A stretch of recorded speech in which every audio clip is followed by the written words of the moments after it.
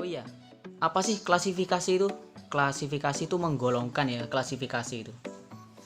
Bagaimana cara mengklasifikasikan materi?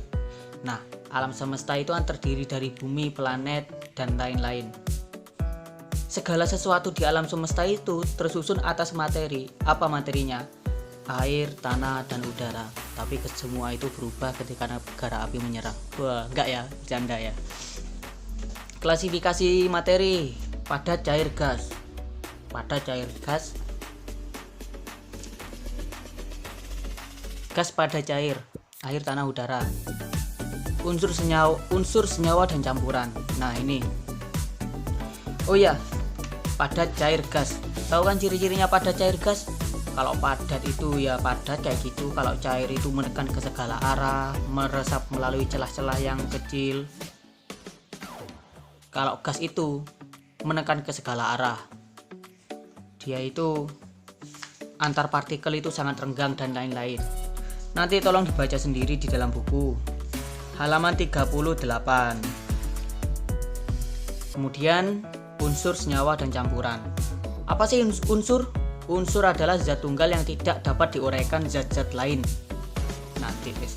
Kedua, senyawa adalah zat-zat yang dapat diuraikan menjadi dua zat atau lebih. Campuran adalah materi yang terdiri atas dua zat atau lebih dan masih mempunyai sifat zat asalnya dengan tidak mempunyai komposisi yang tetap. Nah, sulit ya? Coba ini dilihat. Unsur itu kayak gini. Se, Na. Ini satu ya, maksudnya ini satu gini ya. Bukan semua, ini bukan. Jadi ini cuma satu, Na, natrium. Nah, ini namanya unsur. Mg, magnesium. Nah, ini unsur. Zn, zinc atau seng, itu unsur. Jadi kalau ini satu unsur. Kalau NaCu berarti bukan unsur. Nah, gitu. Senyawa. Nah, senyawa itu kayak gini, guys. H2O itu apa? H2O itu kan air. Nah, senyawa ini sama dengan dua unsur atau lebih, gabungan antara dua unsur atau lebih. Itu bahasa mudahnya ya. Nah, kan ini ada H. Ini H-nya ring. H. Ini O. Kebablas. Nah, ada H2O. Itu senyawa. Kalau unsur H tok, O tok gitu. Itu namanya unsur. Kalau senyawa H2O. Nah, kalau campuran dia itu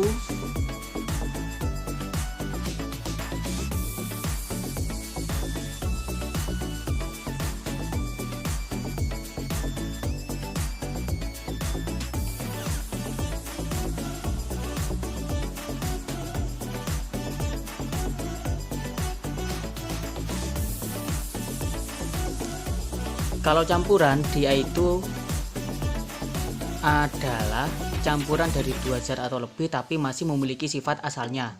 Contoh, larutan gula. Nah, larutan gula itu kan air campur gula. Dia itu bukan disebut unsur, bukan disebut senyawa, tapi disebut campuran. Kenapa?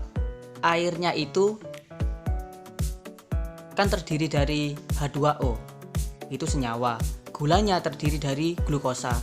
Nah, tapi hasilnya larutan gula itu masih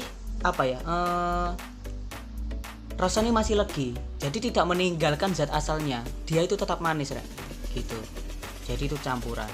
Campuran ini ada dua. Yang pertama campuran homogen, yang kedua campuran heterogen. Kalau campuran homogen itu antara pelarut dan terlarut, dia tidak dapat dibedakan. Kalau campuran homogen. Kalau campuran heterogen antara pelarut dan terlarut, dia masih bisa dibedakan. Contoh ini kalau homogen larutan gula. Kalau heterogen larutan minyak. Terus campuran kau dan dia sih ya. Bercanda ya. Kemudian cara pemberian lambang unsur menurut Berzelius itu nama orang. Setiap unsur dilambangkan dengan satu huruf, yaitu huruf awal dari nama latinnya. Contoh, hidrogen berarti apa? H. H-P. Yang kedua, huruf awal ditulis dengan huruf kapital. Kalau namanya itu 2, misalnya magnesium, M-nya besar, G-nya kecil gitu. Terus bagi unsur yang memiliki huruf awal sama diberikan satu huruf kecil dari nama tersebut. Itu ya.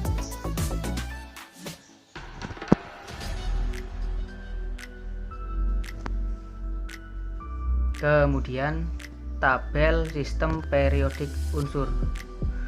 Oh, nggak ada. Nanti dilihat sendiri ya, tabel sistem periodik unsur. Kemudian contoh campuran yang sering kita jumpai adalah susu coklat, kopi jahe, dan campuran udara. Kenapa susu coklat? Karena dia itu campurannya susu sama coklat. Ada airnya, ada gulanya lagi. Itu udah campuran. Kemudian kopi jahe, antara kopi dan jahe. Meskipun jahenya unggul tapi rasanya tetap kopi jahe. Ini tadi campuran homogen dan heterogen. Kemudian jenis larutan. Jenis larutan itu ada 3 ya, Rek ya. Asam, basa, dan garam. Nah, secara ringkas, kenapa kok disebut asam, basa, dan garam? Ini karena berdasarkan pH atau tingkat keasaman. Contoh, kalau asam itu antara 0 sampai 7, kalau garam itu ya sekitar 7 itu. Kalau basa di atasnya 7. Tetapi jika kalian punya larutan, 2 larutan ya, misalkan punya larutan asam dan basa, kalian campur misalkan, itu nanti jadi garam. Contoh itu gini, saya punya larutan HCl, asam klorida, kemudian saya juga punya NaOH, natrium hidroksida, kemudian saya campur, apa jadinya? Nanti akan jadi NaCl plus H2O. Nah kayak gitu. Ini plus loh ya ini. Nah ini plus. Nggak tahu di HP kok kayak gini.